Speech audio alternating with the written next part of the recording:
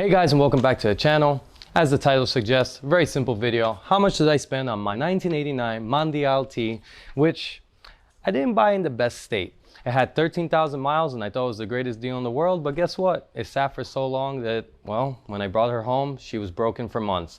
So now she's up and running. I'm taking to her car shows. I'm enjoying her. And for those who have followed and been watching, take a guess in the comments below. How much did it cost me to do all that? But let's start with the tires. The tires cost me $966, and a big shout out to 911 Tires. They're a mobile service that comes to your house and they did an excellent job. Next was the air filter, which was just a cheap one was in there. It was falling apart, very straightforward. So $84 for that.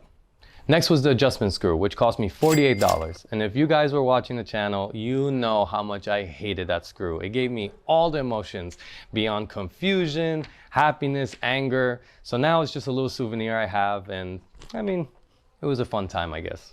The alternator, I got lucky with that one because for a 348 or this car, they go roughly anywhere from $400 to like $1,000 because most of them are used, authentic. But I got lucky. It cost me $80 to rebuild it, and I'll give a big shout out to Carlos for finding the spot. Totally recommend them as well. Alternator belt, actually belts, because there's two of them, $58, got blown off, and then I put the original one, and then that one blown off. The last one is still in here, and it's good to go. The alternator bearing, the clip, and the hardware, I had to change them because it was wobbling and it was just not in good condition. It cost me $40. But I needed help. So I needed to go to a machine shop called Yumori, and I'm probably butchering the name, but here's their Google Maps. So they installed the bearing for me for $80. They also found some damage in the spindle part of it, so they fixed that as well. And also for rethreading the bracket that held the whole tension assembly, they charged me $50. So altogether, $130 for the machine shop. Completely worth it because there was no way I was going to do this in my own garage. Next is the battery, which cost me $240. Since I know I'm not going to drive this car every day, I got a trickle charger, spent $90 on that. It's Florida, it rains all the time. I figured I got to get some new wipers. Cost me $40, not too bad. In the trunk, we had a missing panel that covers this antenna, and I just didn't want it to get damaged or anything, and plus it looked ugly. That cost me $65. Then I changed the glove box, which is not really like a glove box what you're used to. It's just this little opening part next to the shifter.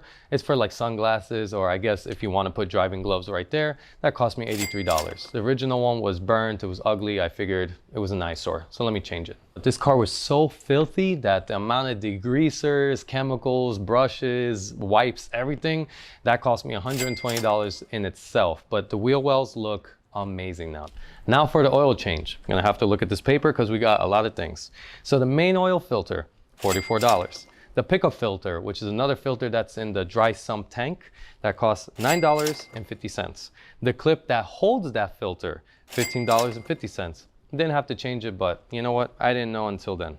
The gasket, $3.50, and it's a really cheap gasket. I recommend making your own with something way better, to be honest. The plug and the hardware, everything else that I needed, $8.50. And the oil, $118. This whole oil change cost me $199. This car almost takes 3 gallons of oil. I never even knew cars took that much oil. And I had to do it because 1, the car was neglected, so I was worried about the condition of the oil. 2, there was an oil leak, so I wanted to change the gaskets, the hardware, and everything. You know, 3 is just better to do everything yourself, change everything new, and know that everything's good in there. But yeah, $199. I wonder how much Ferrari would have charged me for that. So some of the stuff I ordered came from Maranello Classic Parts, which is in England. So I had to pay $105 in shipping fees. The best website to get anything for a Ferrari or Maserati. Now, this is probably the most expensive parts I got was the brakes. The brakes on this car, well, they were trash. I guess the car sat for so long that the pads were cracking, the rotors were rusted. Terrible. It was the worst brakes ever.